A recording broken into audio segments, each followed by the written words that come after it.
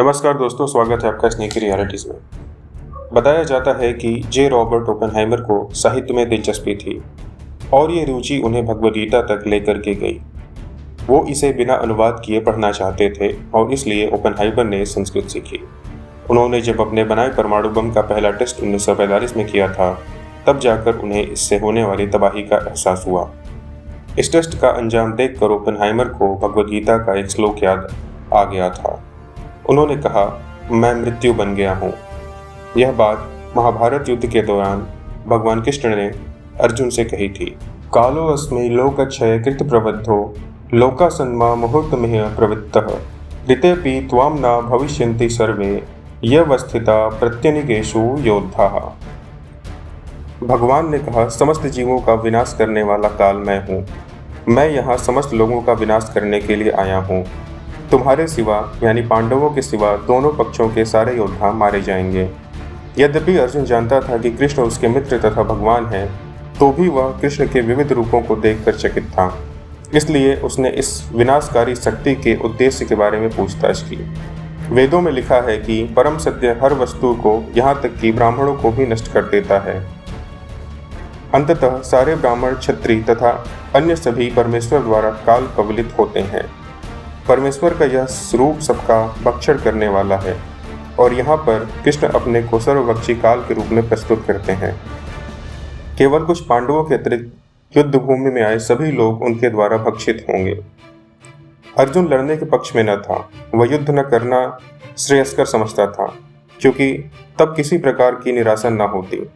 किंतु भगवान का उत्तर है कि यदि वह नहीं लड़ता तो भी सारे लोग उनके ग्रास बनते, क्योंकि यही उनकी इच्छा है। यदि अर्जुन नहीं लड़ता तो वे सब अन्य विधि से मरते। मृत्यु रोकी नहीं जा सकती, चाहे वह लड़े या नहीं। वस्तुतः यह पहले से मृत है। काल, विनाश और परमेश्वर की इच्छा अनुसार सारे संसार को विनष्ट होना है। यह प्रकृति का नियम है। विश्व युद्ध उधर में था। जर्मनी दिन पर दिन आगे बढ़ता जा रहा था और जापान ने भी अमेरिका के लिए मुश्किलें बढ़ा दी थीं। जरूरी था कि मैनहट्टन प्रोजेक्ट को पूरी स्पीड से आगे बढ़ाया जाए। इस काम को अंजाम दिया जूलियस रॉबर्ट ओपेनहाइमर ने, वो शख्स जो आगे जाकर मैनहट्टन प्रोजेक्ट का मुख्य चेहरा बनने वाला था। ओपेनहाइमर को मैनहट्टन प्रोजेक्ट के तहत प्रोजेक्ट वाई का डायरेक्टर बनाया गया। प्रोजेक्ट वाई इसे पूरे मिशन का साइंटिफिक आर्म था, जिसके तहत बम के डिज़ाइन किया जाना था। ओपेनहाइमर एक पेचीदा शख्सियत के व्यक्ति थे। जीनियस इंसान थे, लेकिन कॉलेज के दिनों से प्रैक्टिकल से डरते थे। कॉलेज में एक बार उन्होंने प्रोफेसर को जहर देने की कोशिश की थी। एक प्रेमिका थी जिसने उन्हें कम्युनिस्ट विचारों से रूबरू कराया था। वे गीता पढ़ते थे, साहित्य में रुचि थी, लेकिन लोगों के साथ व्यवहार में अक्खड़ थे। इसके बावजूद जब उन्हें मैनहट्टन प्रोजेक्ट की जिम्मेदारी मिली, उनके बाकी सभी चीज़ों को किनारे रखते हुए अपना पूरा ध्यान प्रोजेक्ट पर लगा दिया। मैनहट्टन प्रोजेक्ट पर 3 साल तक काम चला। 1942 से 1945 तक दुनिया में सरकारी खर्चे पर शुरू हुआ यह पहला साइंस प्रोजेक्ट था, जिसे कई सालों तक चलाया जाना था। इन सालों में कई मुश्किलें आईं। काम पूरी गोपनीयता से होना था। प्रोजेक्ट सफल होगा या नहीं, इसकी कोई गारंटी नहीं थी। और इसी दौरान अमेरिकी वैज्ञानिकों को जर्मनी से होड़ बनाए रखनी थी। जो पहले सफल होता, दुनिया उसकी मुट्ठी में होती। दुनिया भर के महान वैज्ञानिकों ने मैनहट्टन प्रोजेक्ट में अपना योगदान दिया। इनमें Oppenheimer, Leo Szilard, Enrico Fermi, Niels Bohr, Richard Feynman, Klaus Fuchs जैसे दिग्गज वैज्ञानिकों के नाम शामिल थे। 12 जुलाई को बम का प्लूटोनियम कोर साइट पर लगाया गया। 15 तारीख तक बम को पूरी तरह असेंबल कर एक 100 फुट ऊंचे टावर पर रख दिया गया। टेस्ट का समय 16 तारीख की सुबह 4 बजे नियत था, लेकिन 15 तारीख की रात जोरदार बारिश हुई, इसलिए टेस्ट का समय आगे बढ़ाकर 5:30 कर दिया गया। टेस्ट की जगह से 20 किलोमीटर दूर 3 बंकर भी बनाए हुए थे, ताकि टेस्ट का निरीक्षण किया जा सके। जब निरीक्षण का वक्त आया, सब कुछ तैयार था, बम तैयार था, वैज्ञानिक तैयार थे, लेकिन फिर भी कोई ठीक नहीं बता सकता था आगे क्या होगा। थ्योरेटिकल गणना में एक संभावना ये भी बनती थी कि टेस्ट की चेन रिएक्शन कभी रुके ही नहीं और वो पूरे वातावरण को भस्म कर डाले। टेस्ट से कुछ महीने पहले वैज्ञानिकों ने इस बात पर खूब माथापच्ची की। लेस्ली ग्रोव्स ने ओपेनहाइमर से कहा, अगर 2.5 करोड़ में एक भी संभावना ऐसी है कि टेस्ट से दुनिया नष्ट हो सकती है, तो टेस्ट नहीं होगा।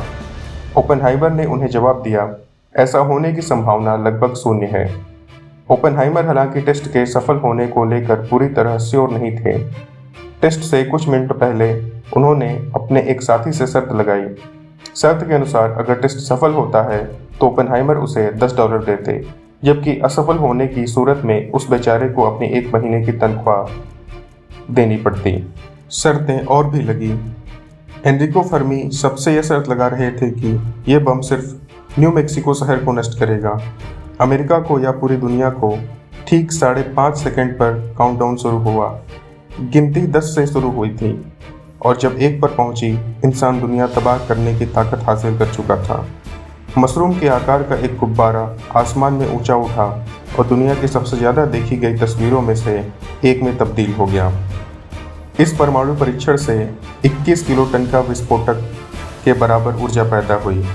बेहतर समझने के लिए कल्पना कीजिए कि आसमान में 5 फुटबॉल के मैदानों के बराबर आकार का एक आग का गोला, जिसके 15 किलोमीटर के इलाके में जो कुछ भी आया राख हो गया। इस विस्फोट का असर मीलों दूर तक हुआ, लेकिन सरकार ने परमाणु परीक्षण की बात लोगों से छुपाई रखी। फिर भी एक शख्स था जिसने इत्तेफाक से इसे परीक्षण का पता लगाया। कौन था यह शख्स? इससे जुड़ी सुनिए एक और दिलचस्प किस्सा। जिस दिन लॉस एल्मोस में परीक्षण हुआ था, उसके अगले ही रोज वहां से 3000 किलोमीटर दूर न्यूयॉर्क की एक कंपनी के दफ्तर में ग्राहकों का तांता लगा हुआ था। कंपनी का नाम था ईस्टमैन कोडेक, जो कैमरे की फिल्म बनाया करती थी। ग्राहकों ने कंपनी से आकर शिकायत की कि उनकी सारी फिल्म खराब निकल रही हैं, उसमें धब्बे लगे हुए हैं। कोडेक ने जूलियन वेब नाम के एक वैज्ञानिक को कारण पता लगाने के लिए जिम्मा सौंपा। जेम्स वेब तहकीकात करते हुए पहुंचे इंडियाना राज्य की एक फैक्ट्री तक। इस फैक्ट्री में कार्डबोर्ड के वो डिब्बे बनाए जाते थे जिनमें कैमरा वाले फिल्म को स्टोर किया जाता था। टेस्टिंग से पता चला कि इन कार्डबोर्ड से निकले रेडिएशन से फिल्में खराब हो रही थीं। ऐसा पहले भी हुआ था, लेकिन तब रेडिएशन का कारण रेडियम हुआ करता था। इस बार कारण रेडियम नहीं था। वेब ने लैब टेस्टिंग से पता लगाया कि ये रेडिएशन एकदम नए प्रकार का था, लेकिन ये रेडिएशन आया कहाँ से? ये सवाल अब भी वेब के सामने बना हुआ था। काफ़ी खोज के बाद वेब ने इस निष्कर्ष पर पहुंचा कि रेडिएशन हवा के जरिए फैक्ट्री तक पहुंचा था। इस बात को हालांकि वेब ने कई साल तक छुपाए रखा। साल 1949 में कंपनी को भेजे अपनी एक रिपोर्ट में उन्होंने बताया कि कोडेक की फिल्म न्यूक्लियर टेस्ट के चलते खराब हुई थी। इस कंपनी के बाद सरकार के पास पहुंची। दोनों के बीच समझौता हुआ कि आगे जो भी टेस्ट होगा उसका स्केड्यूल कंपनी को पहले दे दिया जाएगा, ताकि वे अपना प्रोडक्ट बचा सकें। बदले में कंपनी ने वादा किया कि वो इसको राज ही रखेगी। ट्रिनिटी परीक्षण के बाद क्या हुआ? कामोबेश में हम सभी जानते हैं कि अगस्त 1945 में अमेरिका ने जापान के हिरोशिमा पर परमाणु हमला किया। अमेरिका युद्ध जीतने की ओर अग्रसर था, इसलिए परमाणु हमला क्यों किया गया इसको लेकर काफ़ी विवाद है, खासकर इस बात पर कि नागासाकी पर हमले की क्या ज़रूरत थी। ओपेनहाइमर खुद नागासाकी पर हमले से काफ़ी दुखी थे।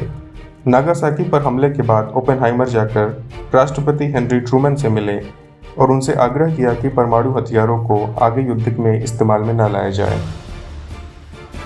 ओपेनहाइमर ने ट्रूमैन से कहा, मिस्टर प्रेसिडेंट, मुझे महसूस होता है मेरे हाथ खून से रंगे हुए हैं।